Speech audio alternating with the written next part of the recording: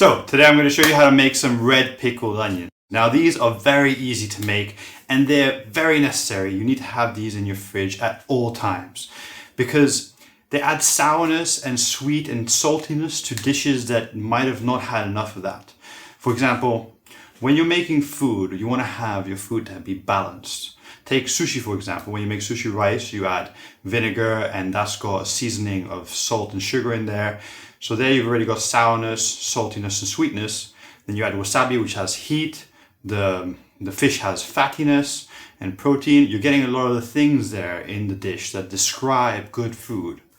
When you describe something, you use all these words. And when you have all these things in a dish, it makes it more tasty, as long as it's balanced, of course. So when you make a sandwich, what brings that sourness, that salty sourness into the sandwich? Pickled onions can do that. Sauerkraut can do that. Pickles of any kinds. But red pickled onions are great because they're so versatile. You can put them in nearly everything.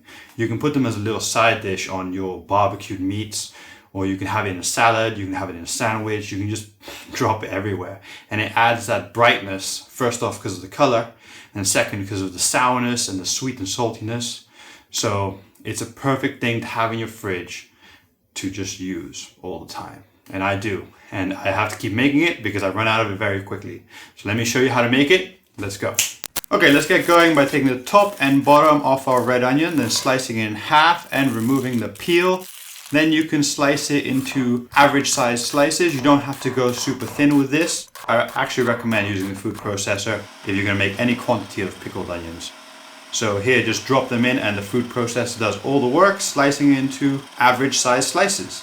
Then you take these slices and you can place them into a jar. You can use any kind of jar, but I'm using here a Mason Tops jar, which is a special jar for fermenting and pickling. It's quite easy, but like I said, you can use any jar you want.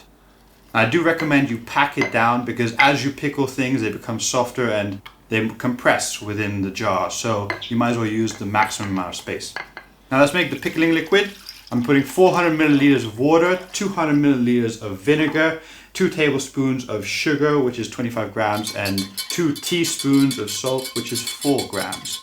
Then I'm going to mix this until the solids dissolve and warm it up just slightly, and then it's ready to be used. To use it, just simply pour it over the onions until it covers it nicely so that you have none of the product in contact with air. With that in mind, you place a glass slug on top, presses it down, keeps it under the water level. You can use anything else like a ramekin or something else to weigh it down. And now I'm going to place it into the fridge, and in about 2 hours it's ready to consume, but I like to leave it till the next day so that it really enhances the flavor. Okay, so there we go. Now you know how to make delicious bright red pickled onions. Go out there, make them, put them on your food, enjoy them. If you like this one, check out my sauerkraut video.